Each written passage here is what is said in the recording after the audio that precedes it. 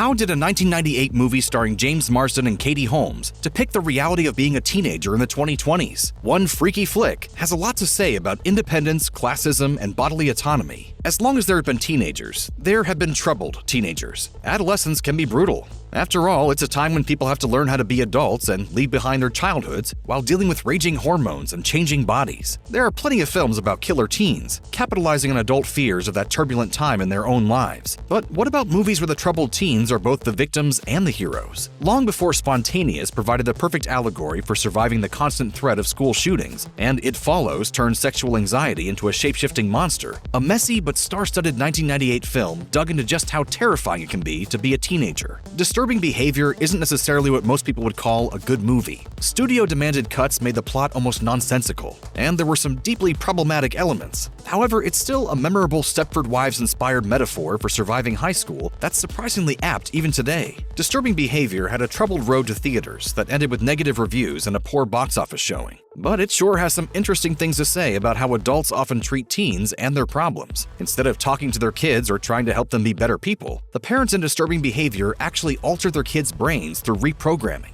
something with terrifying implications in the real world. Many adults already don't see teens or kids as real people. Instead, they see their behavior as a problem to be solved. It can end up being a real nightmare, one that today's teens know all too well. Disturbing Behavior stars James Marsden as Steve, who moves from Chicago to the small Washington town of Cradle Bay after his older brother takes his own life. Forlorn and uninterested in starting over in a new town, he falls in with a group of outcasts, Gavin, UV, and Rachel. Gavin tells Steve that something is deeply wrong with the Blue Ribbons, the clique of rich, preppy kids who wear sweater vests and talk like Patrick Bateman. Those three guys, Cradle Bay's answer to Manson, McVeigh, and OJ.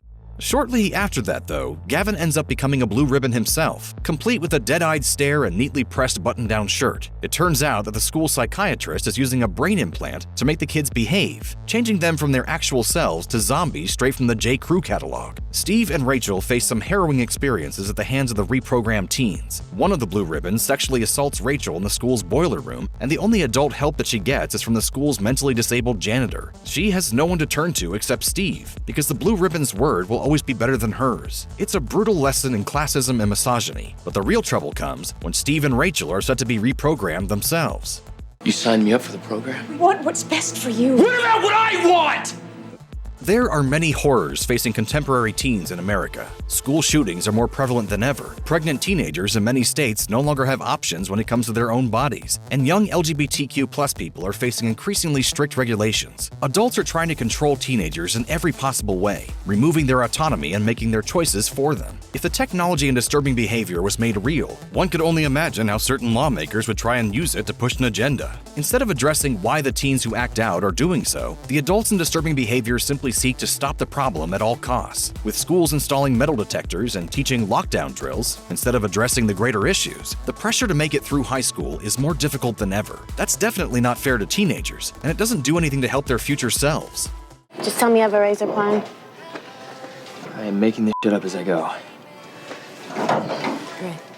Disturbing Behavior still deserves mention in the pantheon of great 1990s science fiction films, because it tapped into something that was both relevant then and is relevant now. There might even be a better version of the movie out there somewhere. Director David Nutter has claimed that a director's cut with over 30 minutes of unseen footage exists. Instead of a chopped-up flick that doesn't make much sense from scene to scene, there's potentially a killer Stepford Wives riff out there with some great young stars that we've never gotten to experience. Maybe one day we'll get that director's cut, and we'll learn if Disturbing Behavior has any more timeless tidbits about how terrible it is to be a teen. For now, though, it's just a disturbingly fun flick that doesn't deserve to be forgotten.